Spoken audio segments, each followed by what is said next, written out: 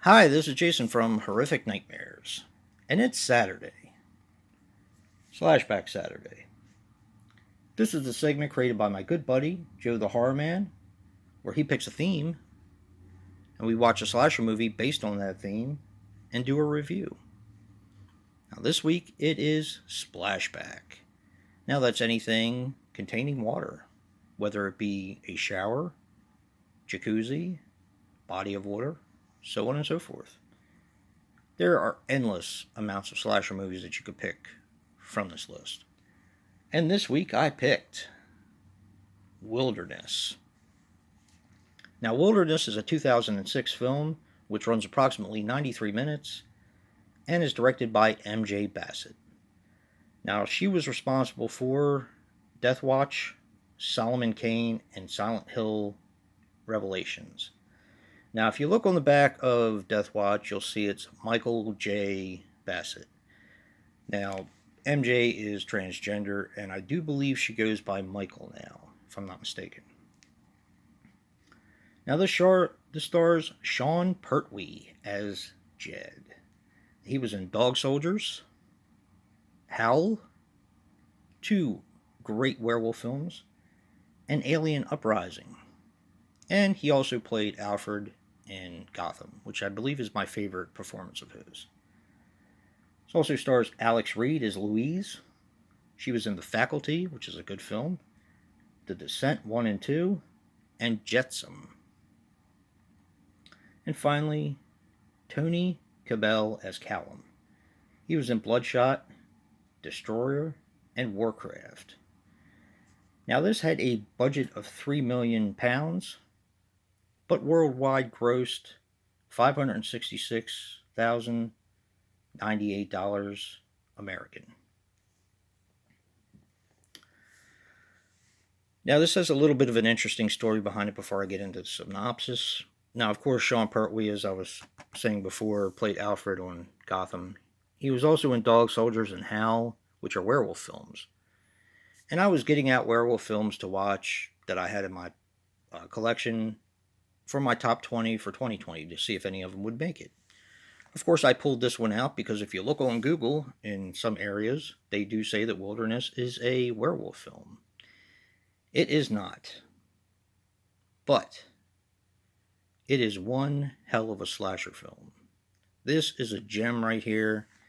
So I really wasn't disappointed that I watched this.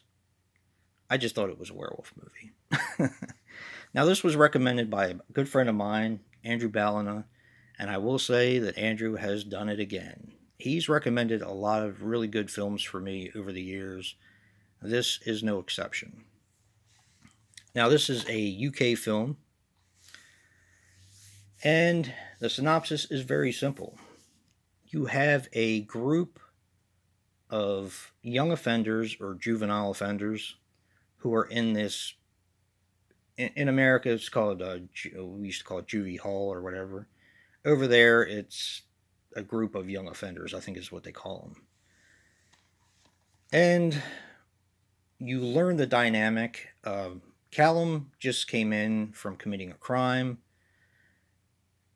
He is new in this group of young offenders, and two of the other people in the group get picked on all the time. And one of the kids that gets picked on and bullied takes his life, his own life. He cuts his own wrists. From there, the mayor gets really aggravated at the kids and at the establishment altogether. So the establishment decides to take the kids on a wilderness adventure. And basically, this is where the body of water comes in. They are going off to an island to camp, to do team building exercises, stuff like that. While they're there, they come across Louise. Now, Louise has a group of girls who are young offenders as well that she's taking camping. So this island, which belongs to the state, I believe, or the government, has been double booked without them realizing it. From there, they get picked off one by one by a slasher on the island. And that's as far as I'm going to go with this. Um, this film is fantastic. It is acted so well.